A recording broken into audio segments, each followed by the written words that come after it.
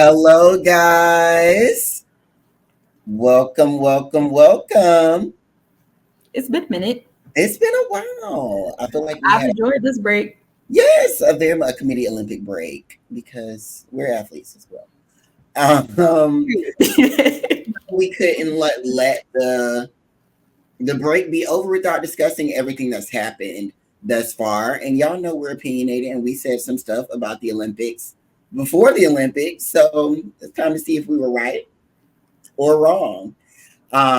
So let's jump right into it. Today was the gold medal match between USA and France. I'm gonna ask y'all, were you surprised that France was the team that ended up in the gold medal match? No. I Okay. think that this is what they practice for, right? Like they pulled their players out of the W to focus on this one goal. And I thought they played well in the group play until they lost to Australia in the end. But with the home crowd behind them and how well they were playing, Gabby was playing phenomenal. Ayayi, she was hooping for like repair, obviously Johannes. So I think that they were built to make the run that they did and get to the gold medal match. I agree. I don't think I was surprised. I knew that they'd be in serious contention for one of the medals. Um, and I thought it would have been either them or Belgium. Um, so I and everybody else, I was like, yeah. I mean, everybody else, like Yana said, they sit out of the W, or or they really dedicate themselves to their national teams to, as that video says, come in second place. So it's like one of them was probably going to, have a good chance at going up against the U.S. So, yeah, not surprised at all. But, whew, I'm glad it's over. I'm glad it is over. Shout out to Gabby size 15 shoes. I'm glad it's over. Stepped over that line, baby. All the heart palpitations and everything. It was truly, truly, truly a good game. I know we're gonna get into it, but that was a good game. We are. So we know that those two teams made it to the finals, but we're gonna save the finals for a little bit later. Let's talk about getting there. We talked about in our Olympic pre-show that Team USA did not have a cakewalk or wouldn't have a cakewalk getting to the quarterfinals, the semifinals, and specifically the championship game. And I think we saw that play out.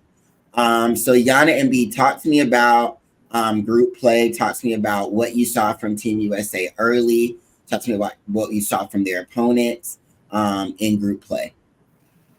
I think in group play, the only time they really looked like what people expected them to look like as far as like domination was when they played Japan. Yep. And I think that's because they were just too big for Japan. Like it was simply they were too big and they used their height to their advantage as they should, and they were very dominant. Then they had to follow that up by playing Belgium. And Belgium, well, not at, but I think they were 6 miles away from Belgium. At all, not far. Yeah. That was a good game. Like, and that was probably their first true test where they kind of got to see what they were like. And I honestly love that test because it wasn't just a test for them, it was a test for the coaching staff. Because I think it made the coaching staff make the decision that Jackie Young has to be a part of this team. Like, she can't sit on the end of the bench. Alyssa Thomas has to be a part of this team. Like, we told her we want her on the team for defense, but we weren't really using her to begin with. But now we need to use her. And so I think that game helped the coaching staff a little bit more than the players. And then Germany, I thought Germany gave them a good test the second go round. Like, first time they played Germany, they beat Germany ass. Like the third time they played them, and it was closer. I think Germany gave them a test defensively because they were knocking down shots. So it was definitely the death. Yeah, they did play like a few weeks. They played the scrimmage. Yes. And then in the group, came back and played again. Yeah. So they learned a lot in that group. And I thought it allowed them to grow as a team, but the group definitely showed that it was going to be a tough group. Like compared to all the other groups, I think that group still stood out to me as like, the death group. Yeah. And France, on the other hand, some could say had an easier test going into, or easier road going into the quarterfinals, semifinals, so much so that their win margin against their opponents put them in first position heading into the championship to the last day. So let's talk a little bit about what we saw from France. I know for me, that was a team that looked like they prepared for the Olympics. Like everyone knew their roles. And I remember in the championship game, Lachana mentioned that they had a 10-player rotation, and all 10 of those players played at least 10 minutes during the game. And when you look at a team like that, I mean, that's not an old roster. Gabby was probably one of the most veteran players on that team. So looking at France, and I'm projecting now, but that's the team that's going to be even more scary going into LA with the way that they allowed their young stars, their young talent to really play and develop on the biggest stage at every level. Like it wasn't like we're going to championship, we're going to, sit our rookies. They played them in the championship just as much as they played them in group play. And so it was really cool seeing France kind of gain confidence through their group play, because we really saw that confidence just kind of crescendo in the championship game. And I think the one thing that made France scary was that they understood what FIBA allows, right? So France, if I'm not mistaken, France had probably the most fouls per game from any team, but going 10 deep and everybody having that experience of playing in the game, it doesn't really put too much fear in you when that happens. So there's been games where Gabby had to sit out some minutes because she'd have 3 fouls in the first half, and it was fine for them because everybody else was prepared and ready to step up and hold it down until she can get back in. But France knew the rules. Like they knew that FIBA is going to allow me to be physical, and they honestly out physical damn near every team that they played. Even in this gold medal game, like the gold medal game throughout, they were the most physical team, and that mattered so much throughout this entire tournament. So yeah, let's make sure we make a note of that word physical, because we're going to get there. But no, I really like that what you meant about what you mentioned about France, because like you said, they are a younger team compared to the US. I mean, I think for the majority of probably except for Australia, I think US and Australia are probably the two older teams within the Olympic cycle. And so France, with them being young, they have more players that are coming up who are, whether or not they are about to go to college or they're already in college, and then maybe headed to the pros in a couple of years. So a lot of those players will be getting that US experience, and then they already have that FIBA experience. So you put those together, 2028 is going to be really interesting. Like, especially looking at our roster, some of our players may have, or they might age out. We know that DT won't be there. But what is it going to look like with the Jewels and the DGs and Chelsea Grays possibly? So what is that going to look like? It's going to be anchored by Stewie in Asia, and then who else? Yeah, I think the cool thing about France in this cycle is when you get that close, there's a hunger that's there, and you have the experience. Like, it's different when you sat on the bench and lost a close game, but when you participated in the game, you know what you're going up against. You can look at film of yourself against the people that you've gone up against, what that can do for you in just preparing, right? So let's get into the gold medal game. Hold on. Before we get to the gold medal game, shout out to Nigeria, dog. We was gonna get there. You think we're gonna ignore them? We're gonna get there. It's on the agenda. So let's get into the gold medal game. this shit was early as hell. Okay, I went to sleep in. And just before I could make my coffee.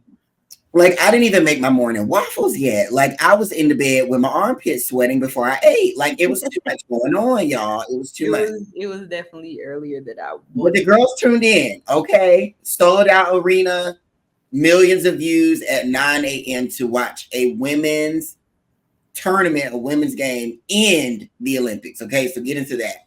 But let's talk about the game. So we get to the game, starting lineups are announced. Tip off happens. What happens, y'all? What happened, y'all? I mean, first I said, okay, they look good because we got some really early transition buckets, and I said, okay, we playing our game.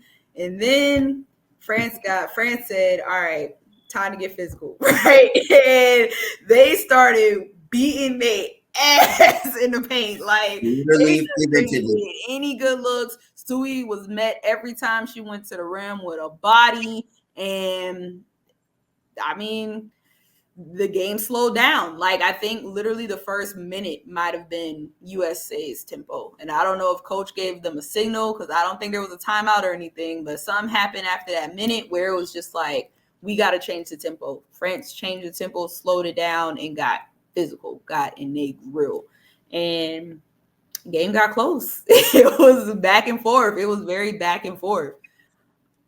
I had a moment when we dropped down 10 points. I was like,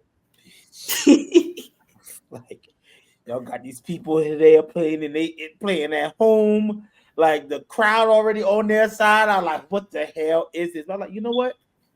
They're used to this. They're used to this. They happened in Belgium. They never sweat. Let's not forget, in the last Olympics, they got down big.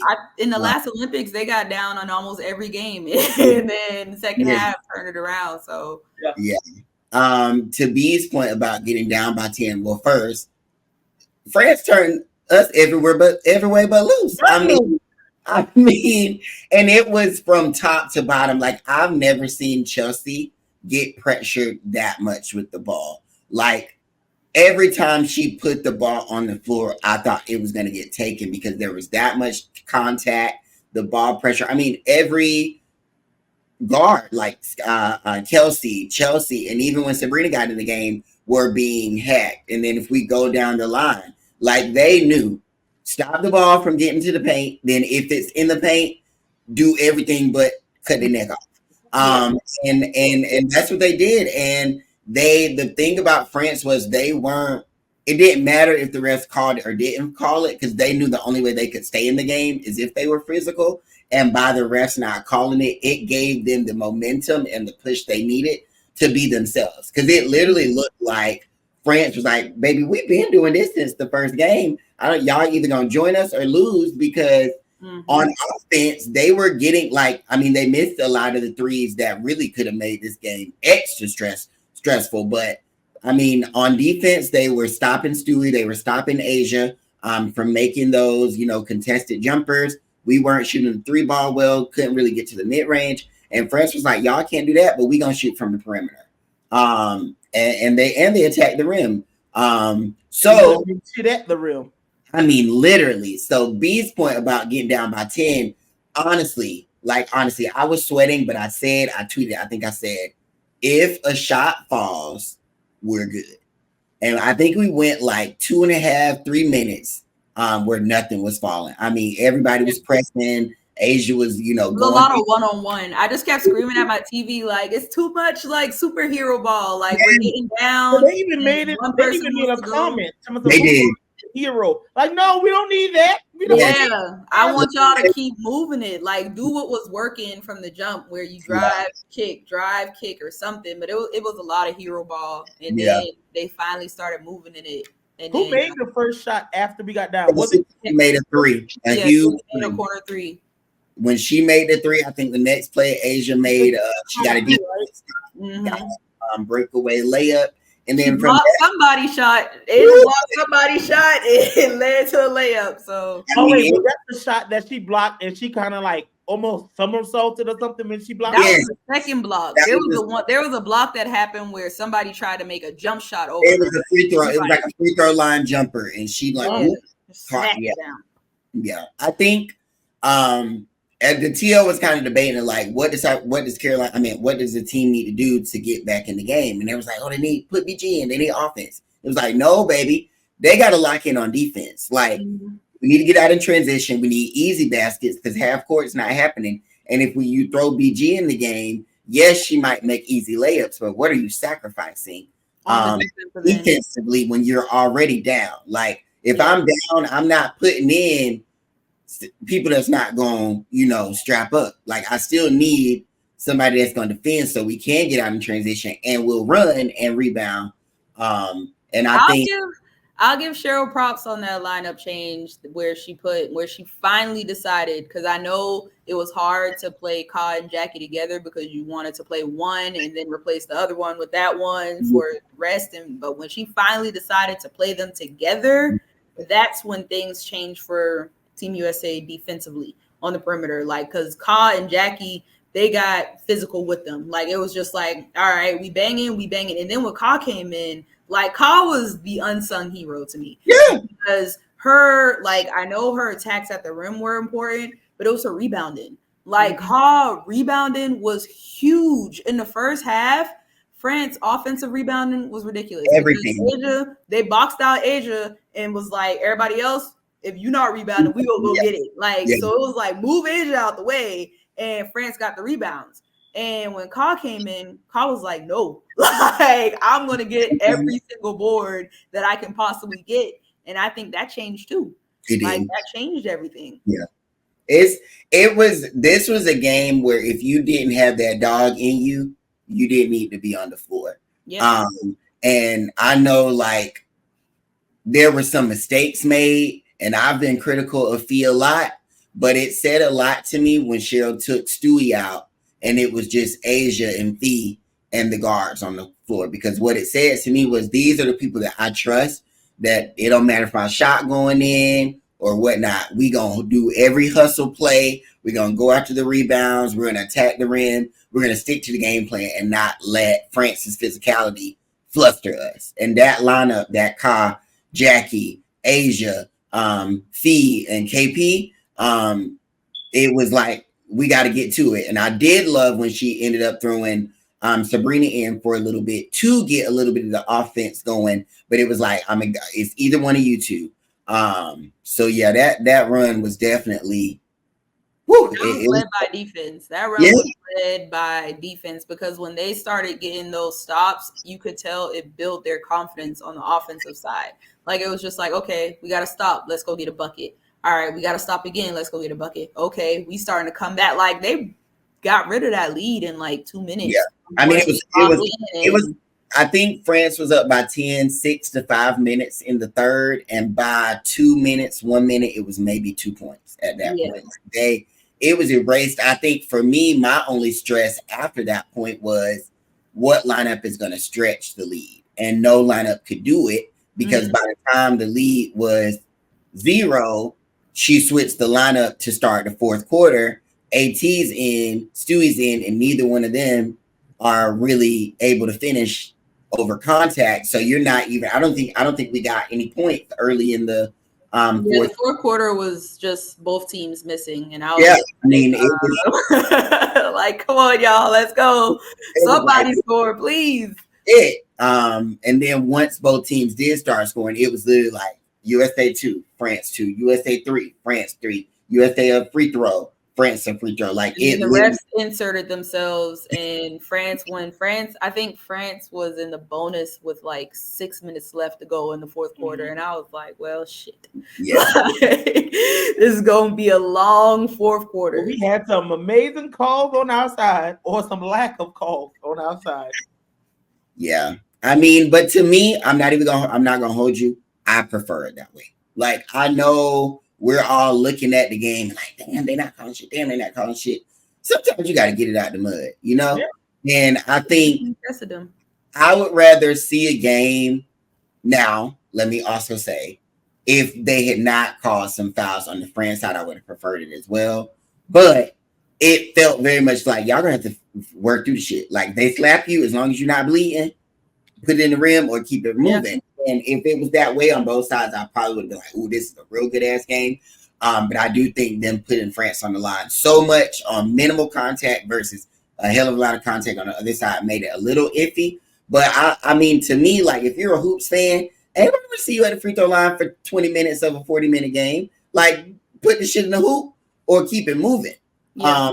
And I really appreciated that it forced star players to really be like, what am I gonna do? What am I made of? Like, if they not calling it, how I'm gonna get mine.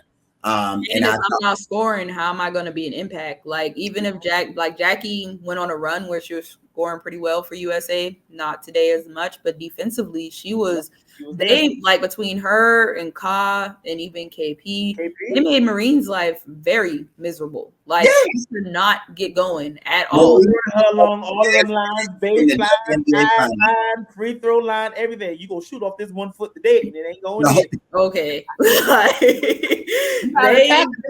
You gonna do that right there, somersault right there from behind this yard. Yes, I mean, baby girl was trying to tiptoe 1 foot, 2 foot, red foot, blue foot. It was one I remember. I think she tried to get along. I can't remember if it was Jackie or Ka on the baseline, and then she got caught up one time in front of the USA bench, and it was like absolutely not. Other way, it's like she was trying to force it, but they held their own. Yep. And Jackie had to guard Gabby too. So like I thought defensively, Jackie was really huge for them. It won't show up on the stat sheets, but Jackie was really huge defensively. So this is my question for you guys. Is the world catching up? I don't know about the world. I think there are certain countries, and these are the countries where you see them have a huge W presence. And so those are the countries like the Belgium, Germany's, and your France. They have a lot of Australia was no match, and which is interesting because Australia used to be a world power. Yeah. Like, it was always U.S. Australia. I don't think that they were a match in these particular Olympics. Yes, they were without Beck, but I don't think that one player made that much of a difference. Right. I do think that there's still a larger gap in women's basketball internationally than there is for the men, because they also had to get theirs out the mud. But I do think that those teams where you see like a few W capable people or some current W stars on there, I do think that translate in them having the best of both worlds, because they're familiar with the games of the people they're playing against, and then they just go and do that for their international squads. Yeah, I think that, like B said, there's still a gap, but I think that the margin of error for team selection has changed. Okay. I think if you pick the right team without politicking and throwing politics in it, this game probably isn't as close as it was. For sure. And because like even when you think about how much politics has played into what we have now, where we kind of are lacking in the point guard position, we could have had time building up point guards if we weren't focused on just one. So how politics has played in USA's roster choices, I think that margin of error is starting to get smaller and smaller, where you just can't send anybody and hope that your best players are just going to show up and lead you to victory. You got to start picking teams that make sense. Like, it can't just be your favorites and who you love and who the world want to see or whatever, and just throw that team out there and be like, we're the best, we got the best players, we gonna win. I think that margin is I think that, so we have really I think we've always taken our best at our 3 and 4s, or the majority of our best at that post position, that 3, 4, and 5 position, because it was always, I go back to even when Dawn was playing, she always had a combination of some sort of a swing. You had Tina, you had of course Maya, McCartry. So those are the best Simone, Simone. But it was always DT, Sue, and so many quality point guards have been forced to go and play elsewhere. Your Courtney Vandersloot, even Lindsey Harding, Becky. So I just feel like there's been like Yana said, such a focus on just those two that we've missed cultivating that next crop. I mean, yeah, we had Chelsea, and then the last time, they took Skylar, but DT gone. Yeah. And what is Chelsea going to want to come back, or is Chelsea going to be able to, or want to come back in 2028? Yes, that's close to home, so she probably will be, on that roster, but or wanting to be on that roster. But who else? Is it just going to be Sabrina or your Caitlins, or are we going to look at whoever else is there? We have a lot of threes. There have been some Jewel. I mean, I'll wait. Take her away. So yeah, I think Yana brought up an interesting point. So maybe the world isn't catching up, but USA basketball isn't moving fast enough. And I think that really is, for me, I think about it early on, like in the early rounds, it felt like if Stewie and Asia didn't do it, it wasn't going to get done. I mean, there was a very clear moment where it was like, okay, Jackie's ready to play. AT's here. Like some other, I think, the team showed up, I think maybe around the Germany game was when the team was like, okay, like it's not just those two. But I think for a few years, it's been who are our best two players. We win the Olympics through our best two players. We win the World Championship through our best two players. In 2021, it was BG, Asia, and Stewie. In the World Championships, it was Asia and Stewie. We can't afford to do that anymore, I don't think, because as you can see, when Asia and Stewie both don't show up and it just has to go through one of them, we get a 1-point win. I mean, if Stewie gave, I think she was averaging 18 to 20 points a game. If Stewie scored 13 more points, we win by 14. But we didn't get that from Stewie tonight. And so to y'all's point about the margin of error is decreasing, then with the margin of error decreasing, we have to be a little bit more intentional about the roster that we select for the team. So I have a question before you. So to bolster our roster, plug and play maybe three other people that you would have added to this roster, and be like, if we had them, we wouldn't have to have worried about some of these issues. I got mine. I take Fee out, add Aaliyah Boston. That's my post change because I like what AT did at the 3. On the guard slot, I'm gonna add Alicia Gray and Ryan Howard. So my 3 additions are Aaliyah, Ryan, and Leash. And the players I would move, I'm gonna keep Sabs. I'm gonna keep Chelsea. I would take out KP and Jewel for the 2 players I just mentioned. Now, the reason I'm saying leave DT is because you know that there's like I'm trying to be somewhat in no world they're not taking. Yeah, we're gonna get her 6 Olympics. Now, if I take DT out, this is me being non-biased. I would have taken Caitlin.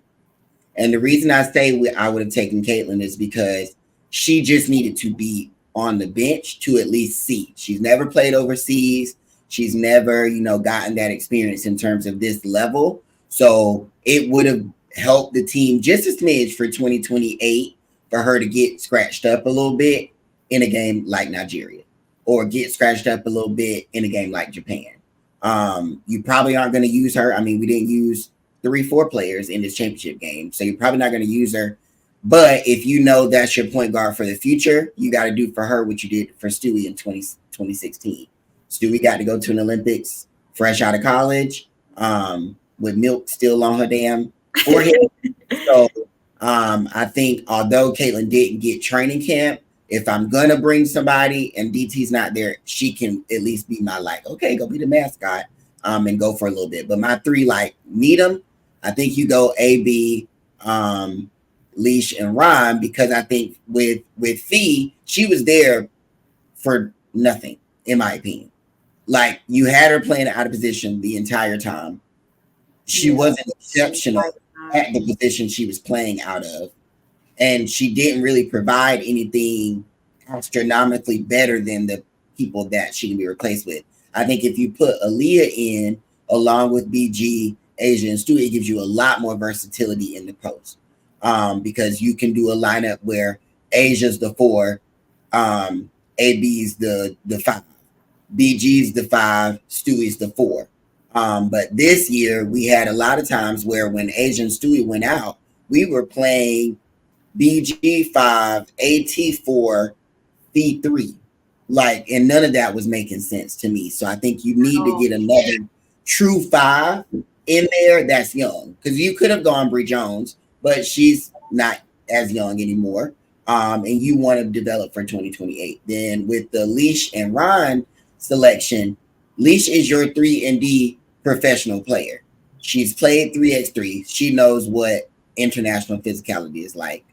We've seen her in the W since she's gotten there. We know that if anybody's gonna strap up and take the fouls that Jackie took, that's her.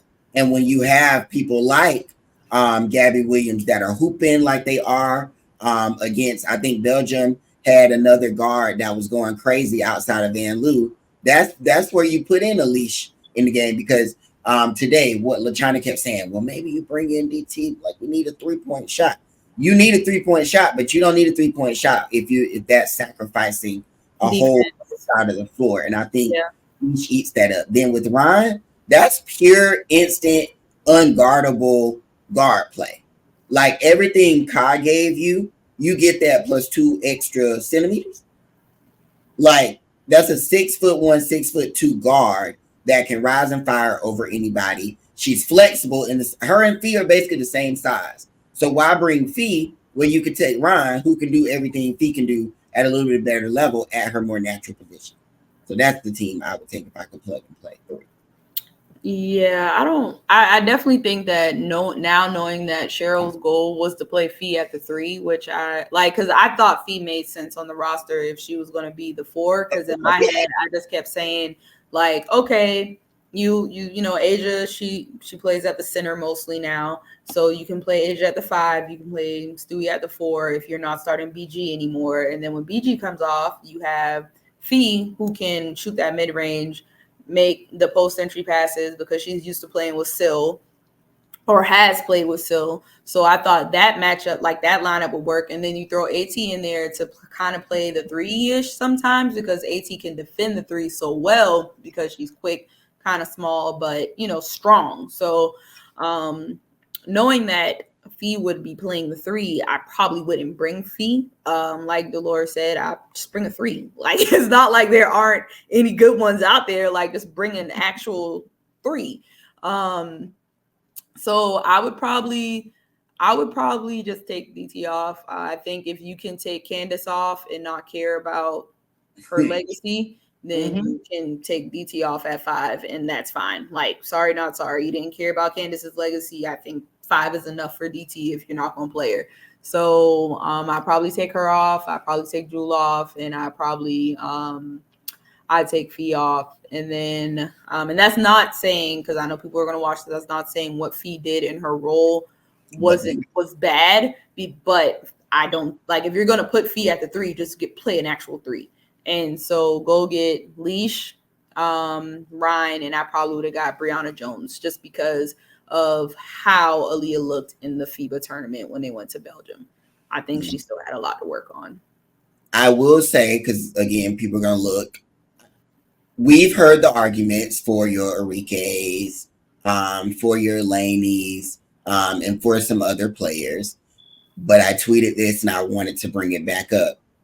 When you play in the pool in an Olympic setting, you have to know how to not be the best player on the floor. Yeah. The 2 players that had to do the least change from their professional teams were Stewie and Asia. Everybody else on the floor, and DT got to do whatever else you want, which is why she's on the bench. But outside of those 2 players, everybody else was extremely uncomfortable on the floor in the Olympics, the entire Olympics. Sometimes not by any fault of their own. I mean, when Jackie was able to play, she got to do what she got to do. But she wasn't able to play. When KP got to play, she was able to do what she got to do, but that's an issue. So if you think about throwing, sometimes, you know, 5% of the times, which kind of show up at the worst times, but you know, an Enrique type player, and there are others. I'm sure y'all can name a few people like there should have been Olympics. There are others, but you have to understand that they're not going to be able to take the shots they take for their WNBA team for an Olympic team. You're not going to get 6 attempts to make your first 3.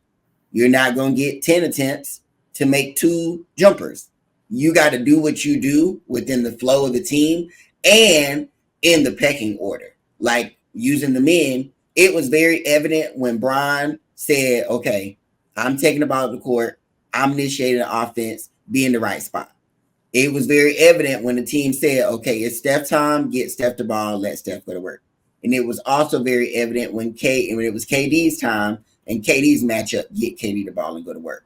Because those men, professional athletes, had enough camaraderie and respect amongst each other to know who needed to get the ball, and those 3 in the pecking order are the most experienced, but also still the best.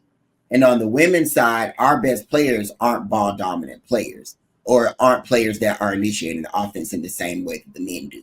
So if Stewie and Asia don't have the ball and can't stay, y'all can't do shit. I'm going to take it to the rack. Then we need people on the roster that know when, where, how, and what time to get them and other people the ball.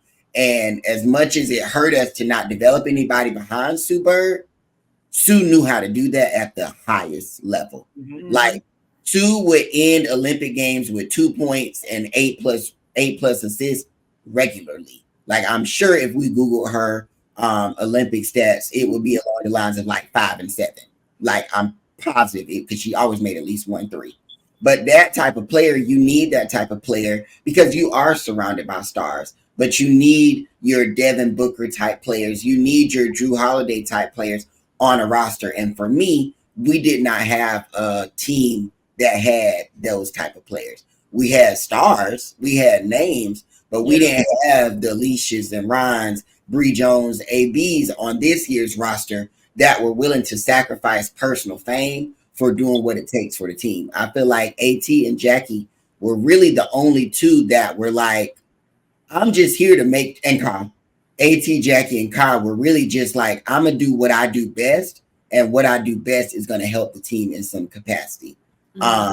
So I think going into 2028, like, in order to really put the best roster together, we've got to see them play and work together 25, 26, 27, and 28, because I don't want to see another roster where it's like, okay, like, we know these 5 people are going to be on it. 2 of them not going to play in the cycle, just going to do 2 major tournaments. Like, I need this team to be locked in because we don't have the grace of throwing people out there that are baby pups in FIBA play. Like, we cannot just throw no college kids out there. And that's why, to me, I said if DT wasn't there, you do have to let Caitlin get some experience, because to just get your first one is crazy, because you know they're not going to play overseas. Like Caitlin not going overseas. Like AT plays overseas regularly, so I wasn't worried about that.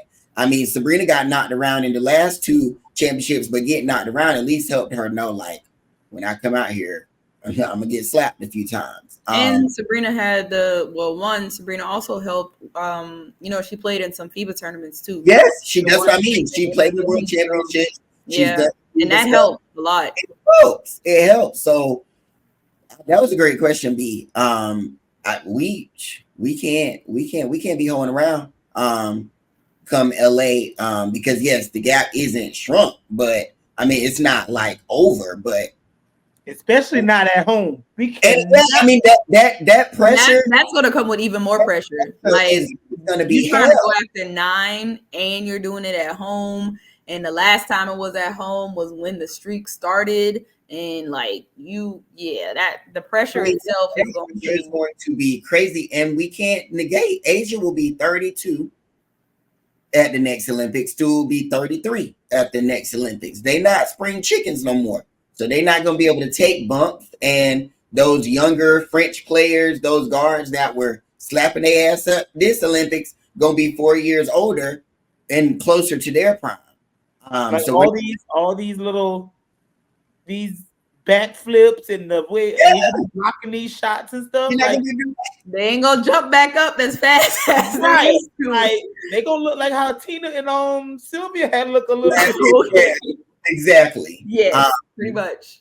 So yeah, I do want to take some time now that we've kind of given our USA takes to give Gabby Williams her motherfucking flowers. Michael Jordan of France. Baby, wee Gabby. Like, baby turns to MJ when it's time to put on that French jersey.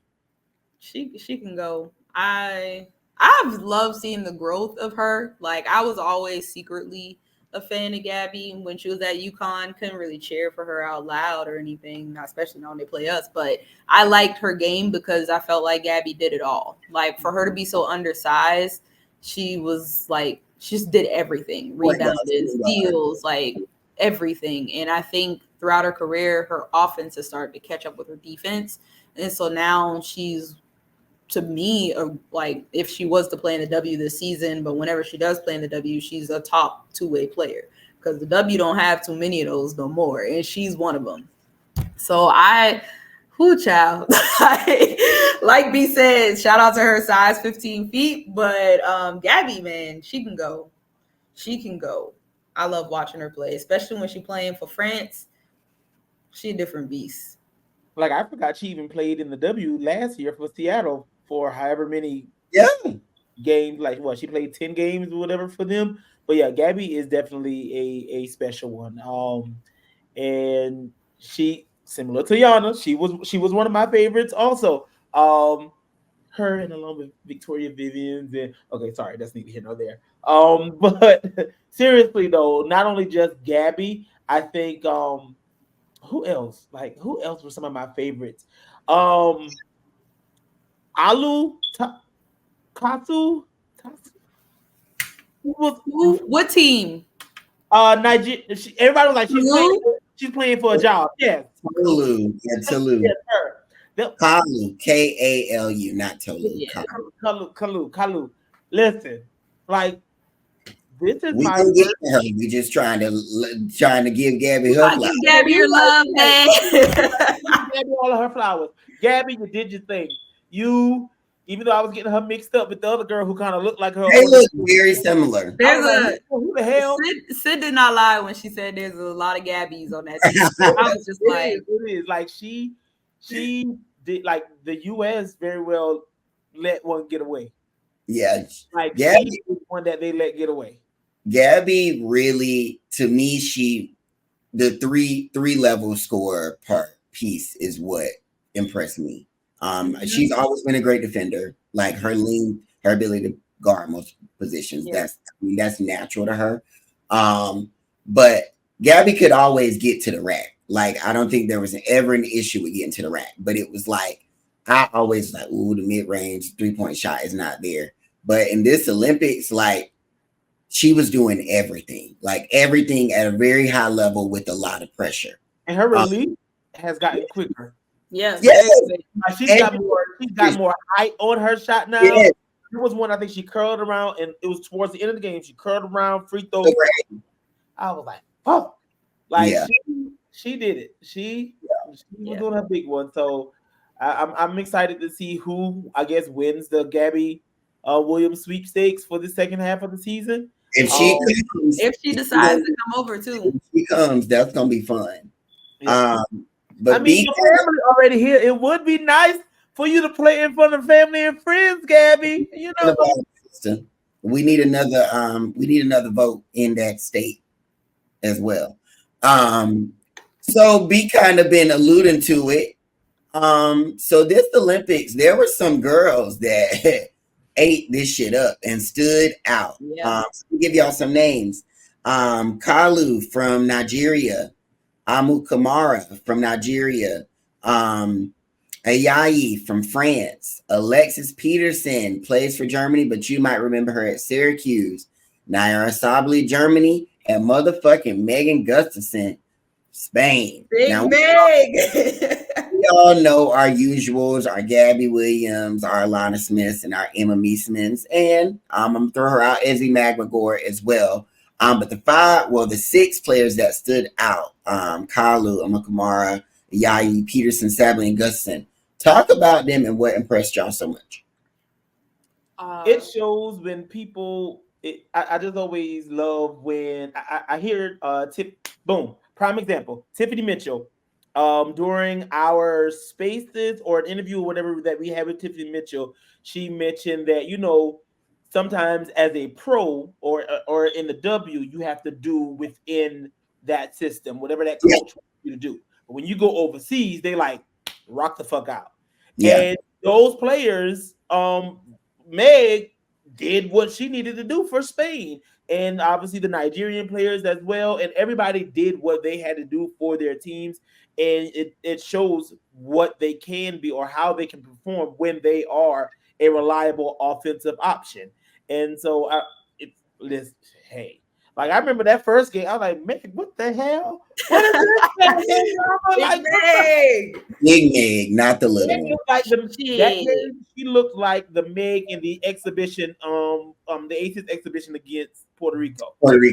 But then I'm hoping it gives her some confidence when she comes back to the States. But you remember towards the tail end of the first half of the season, she had started to perform like that because she went a little stretch where she was on the bench. And then started getting more minutes, started popping some more threes and stuff. Mm-hmm. And so I think all of that, overflowed to the Olympics. So hopefully, she stays buzzing just like that. But those girls, they really performed well. And, Alexis Peterson is a firecracker. Like, I mean, like you said, we justice for small guards. Because they give up on them too fast in the W. Way too fast. They give up Peterson, Carlu, like those are guards that you lose them in training camp. The GM, the coach isn't willing to sacrifice a spot on a small guard because they want big guards that can play 17 positions but do none of them well. They proved in this Olympics why those types of guards are important. You can't teach height and you can't teach speed. And when I say speed, I mean quickness. Like, yes, you can get faster, but being quick is that's rare. And those guards are shifty and quick and could get around. I think in the game against Nigeria, baby, they were getting around BG and getting easy layups over length. And those types of guards that they have just that extra like intensity, that extra gotta get mine because they know the shoulder. Yes. And that type of dog and that type of fight from those players is stuff that I really do miss seeing in the W because we've seen so many teams struggle with PG play. But all of them were given very much air me down in the first half of WNBA season, each of them. It was like, we quit. The Americans got these old slow-footed folk up on me. I'm about to get around. Blow right past them. Maybe they were getting to the money. Okay. So I was really, really, really impressed by them. And to B's point, I do think Meg, what I really, really appreciate is Meg works well in space. And I think in Vegas, Becky and Co have used her as just kind of like put her in a corner and use her the same way you use Kia Stokes. But I think if they actually think about making her an essential piece of the second unit, I think we can get some of that usage. Like rather than thinking of her as use her like Kia, rebound, shoot a three if they pass it to you, and actually like let's spread the floor, give her room to work in the low post against the second unit big in the W. I think she can produce 10 and 5, 10 and 7 easily for Vegas this season. Or if you're going to use her beside Asia, just play 5 out. Yeah. So I think if Vegas, because I don't think it's a Meg issue. Like I've never, even this season, I thought it was a Meg issue. I thought it was a usage issue. The Olympics kind of proved that for me, that it was really just a usage issue with her. So hopefully they figured out. And shout out to Baby Sabali as well. She was hooping. Like she was playing. I forgot how I knew she was good. I remember her at Oregon, but I forgot how good she was. And she was hooping for Germany. Like she was that strong like paint presence that they needed. Wide back big. Because Satu, she'll play on the perimeter more. She's not really trying to get in there and bang as much.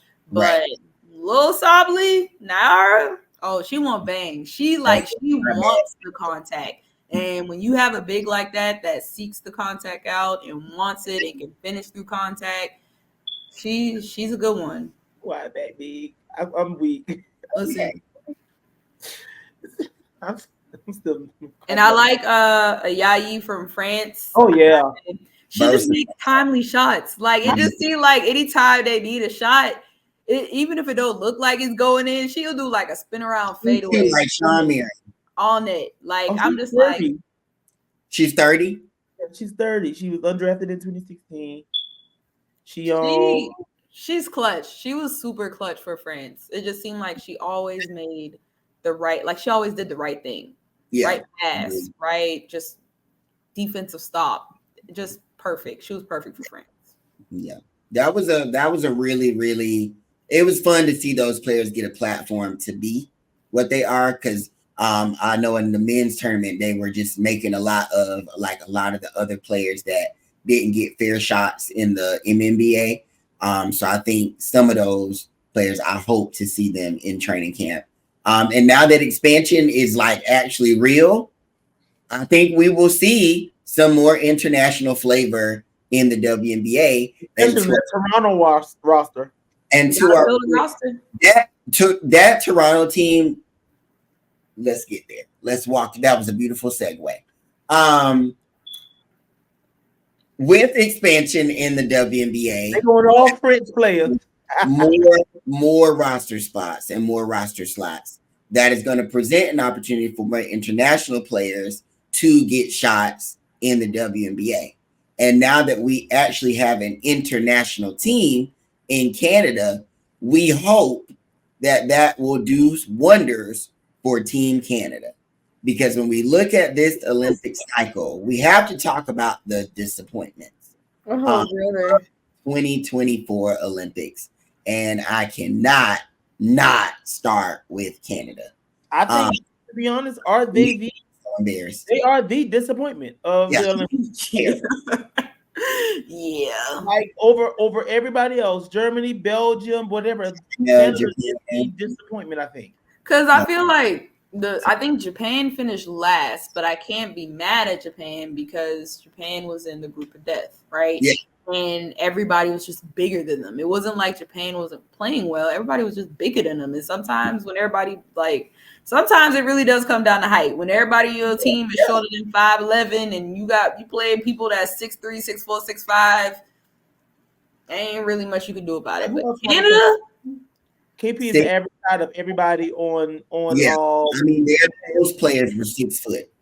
Yeah, but Canada, no excuse. Yeah, I didn't expect it to be that bad. Like I didn't think they were going to be playing in a medal game or anything, but I didn't think they was going to look that bad. It was bad. And the sad part was their worst looking players were the ones with the most WNBA experience. Yeah. I wanted more from them. Canada has also, if we're going to talk about the U.S., I mean, obviously that's home for us. We say how DT's been there a while. Canada has been sticking with some of these same players for quite some cycles. Well, this was, and I understand Natalie Achanwa is their DT. Like she is a Canadian basketball legend. In terms of her dedication to the country, through their program, but then it's like there was Kayla Alexander, there were others who were there. Like they've been there quite a while, and so what do you all have to show for it? Because if you've been there, if you've been building the culture of this program, like what have y'all been doing? Because I mean, you have some talented players on the bench. We all saw, and I know, we have our frustrations. We're South Carolina fans. We have our frustrations with some things that LA does, whatever. But we saw the difference that LA and Aaliyah coming in playing in the post together. Sometimes what they could do, but then it was like, okay, well, let's go back to our older players. So Yeah. it's like, The rotation of LA and Aaliyah was really just like, let's give Achanwa and Alexander a break so y'all come in real quick, and then they pulled them right back out. But I think Canada is an example of what happens when you spend too much time focusing on like hierarchy and like systems versus actual like production. And to B's point, like, yes, they've got their stalwarts, they've got these people have built the foundation of this program. And yes, you can give someone their flowers for building something and not center them to the detriment of the team. Mm-hmm. And it very much felt like that.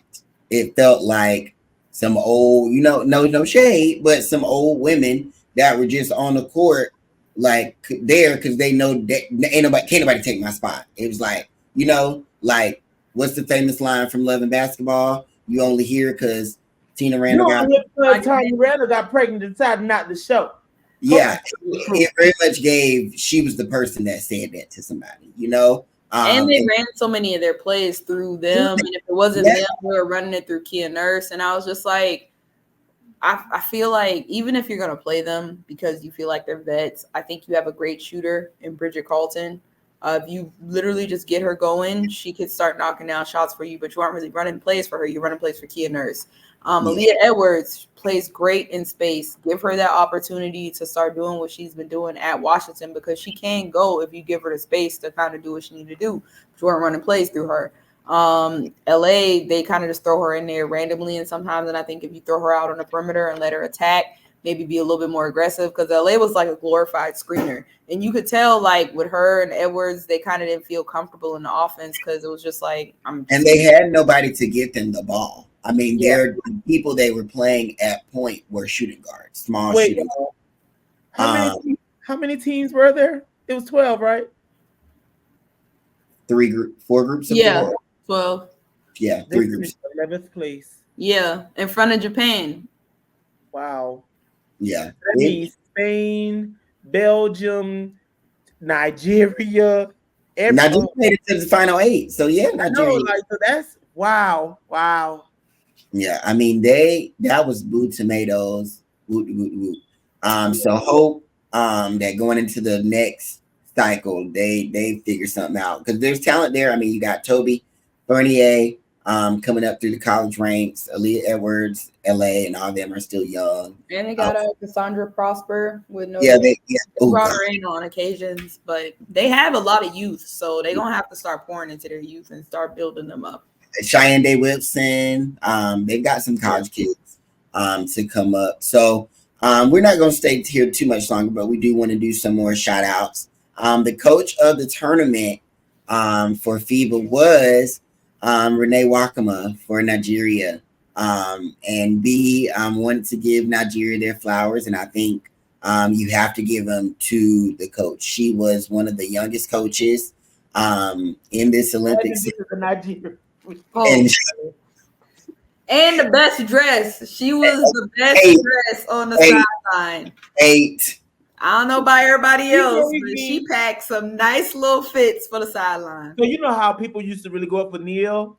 Yes, same energy. That's what she gave me. Gave me. Like Neil used to stay breaking the internet before. More so when she was an assistant than as a head coach. Like it was the green dress one. Anyway, y'all, if you know, you know. If you've been following women's basketball, if you've been here and not just got here, you already know. But yeah, shout out Nigeria. She came. She ate. I won't be surprised if I was about to say 5.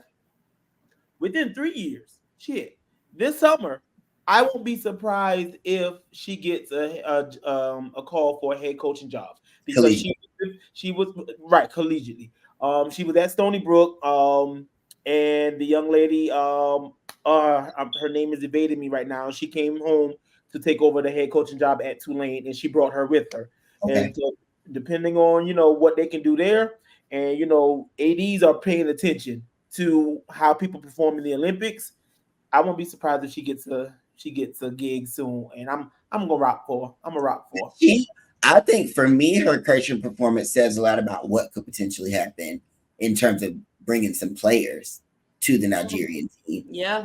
Now, I Exactly. will say Nigeria didn't do themselves favors with their federation. There was a lot of feelings on the track side about the Nigerian Federation, some of the things they didn't do well. But if the basketball side is a little bit more organized, I would really, really love to see some dual citizenship players seek some potential wins through that team.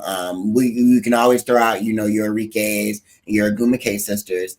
But I think even looking younger in the collegiate pool, like some of those players are like, by 2028, I'll be 2 years out of college. I'll be 1 year out of college. I want to get very often.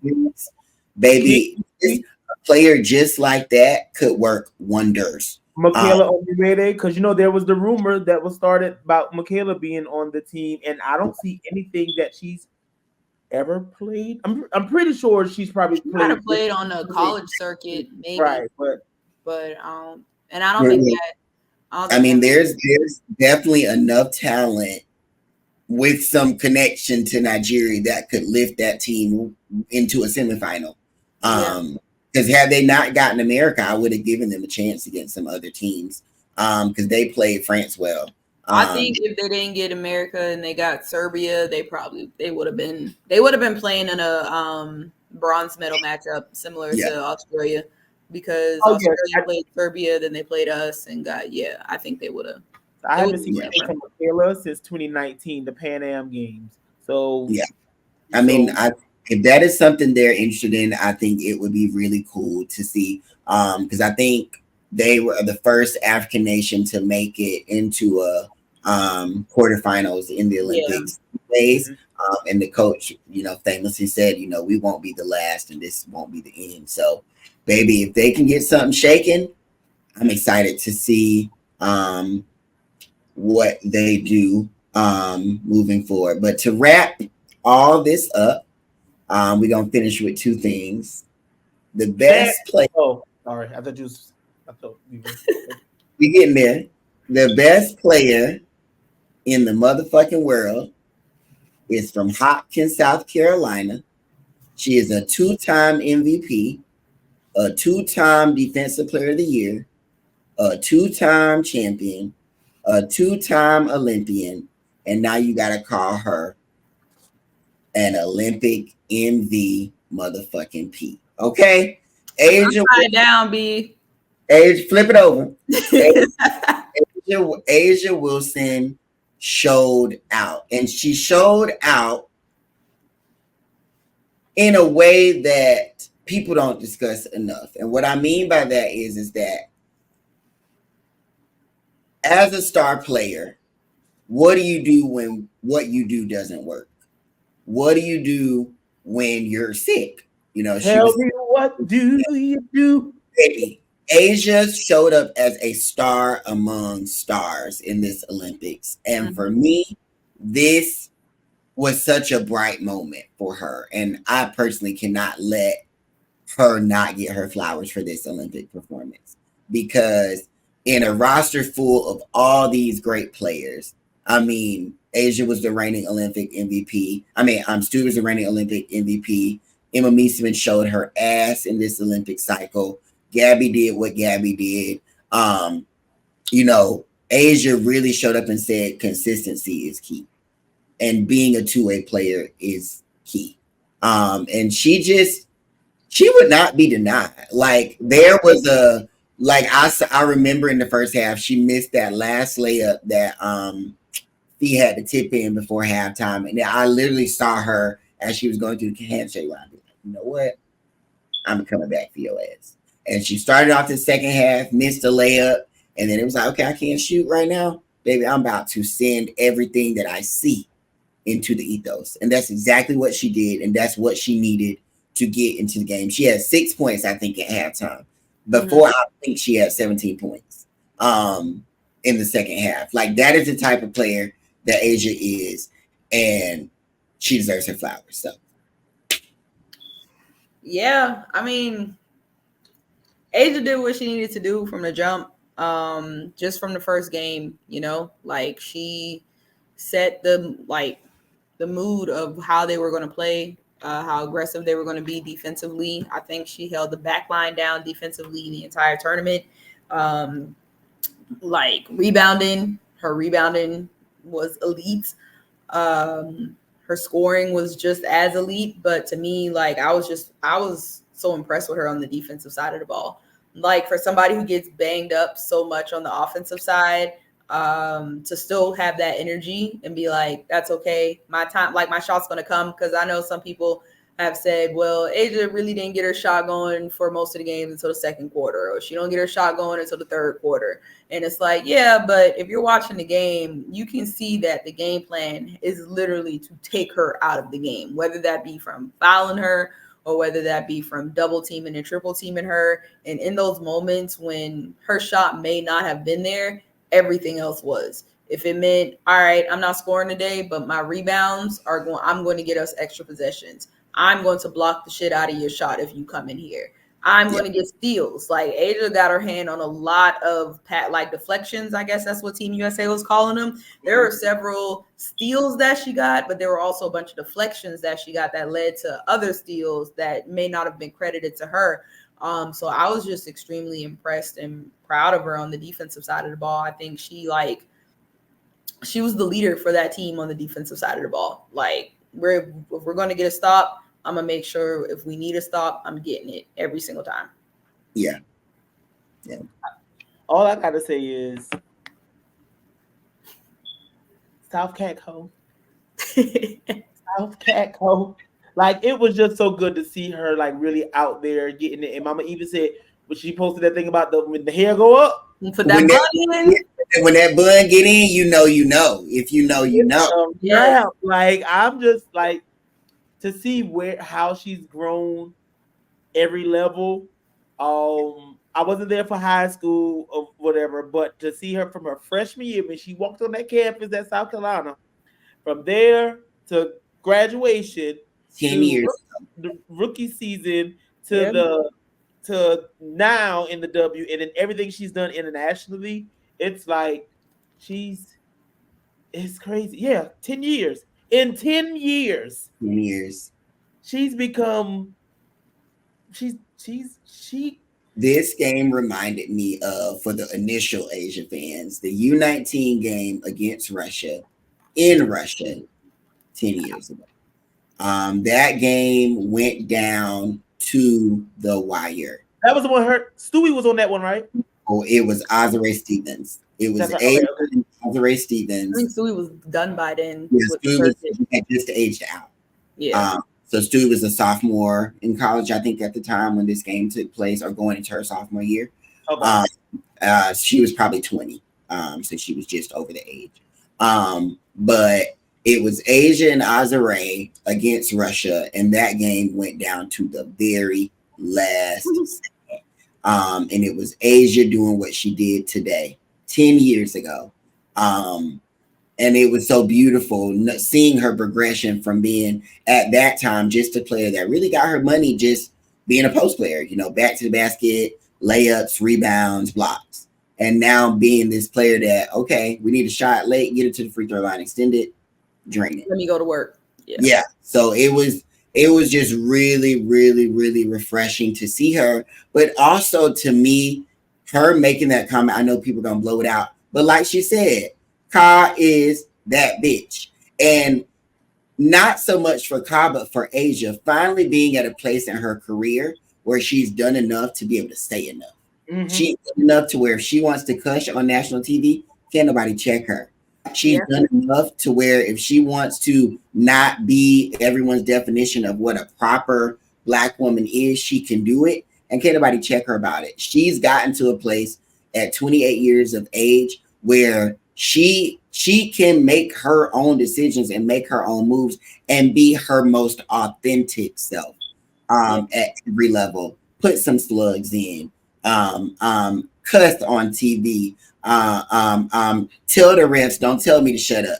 Like, she is doing stuff now that she never would have felt the agency and the power and the privilege to do and say at the highest level, but she's reached that level. And to me, it's just a testament to her authenticity, but also her growth, and the fact that you are a literally an idiot if you don't see the marketability oozing outside of her, like oozing. I mean, everything, every moment. Like for the last 3 years, she has been the undisputed best player in the world. And every time she does something, all we gotta do is put apostrophe behind the first letter, and that sells on its own. To be honest, like it can sell.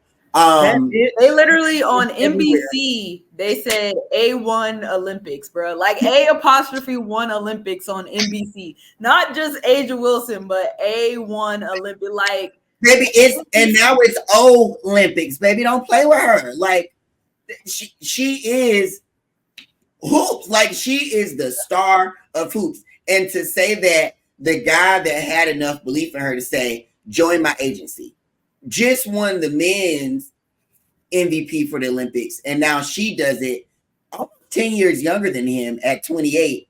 She speaks volumes for who she is. And so, not that I hope, because, I know Asia doesn't care, but I truly and I genuinely hope that we don't miss a major moment to really witness and appreciate a generational all-time great hooper, because we're so hell-bent on white and these cultural notions of what Black women should be or what a face of something should be. Because in spite of everything everybody said, in spite of, well, nobody's going to watch it if such and such is not here, and they should have brought such and such because the sport needs to grow. Baby, last time I checked, this is one of the most viewed Olympics in recent history. And last time I checked, the game was sold out, and in a sold out arena, Asia did exactly what she's been doing for 3 years, dropping 21 and 13 with 4 blocks against another team and leaving that game as the best player on the floor. If that isn't a platform to market a Black woman who is fucking stunning, funny, and Black from South Carolina, it's a choice. It's a choice. So I'm going to stay on the next. So it is what it is. Say her name, all that. Do what needs to be done. But Asia Wilson is that girl, and there will never be another. Okay. Ever. And if you want to say her name, make sure the J. Make sure you say. Hold on. Read it out. It's not in the center. I'm gonna say it again. She is that bitch. That bitch. I just love the way she looked at the camera afterwards. Baby, that look at the end was like, now check. Who gonna check me, boo? She looked into it, walked away, and then looked back into it. She's like, yes, I said what I said. I said it. So yeah, it was a great Olympic cycle. Lord Jesus, be a hedge of protection over my girls. Be a recovery chamber. Be a hyperice. Be the little vacuum sealed airbags for the legs, because my girls stay 9 to 5 in 4 days. I want to give a shout out to all the W players that sacrificed their break to do this Olympics. Like, yeah, you get an Olympic medal from it, you get a vacation stuff, but it's not really a vacation. Like, they've been practicing and hooping since the break started, right?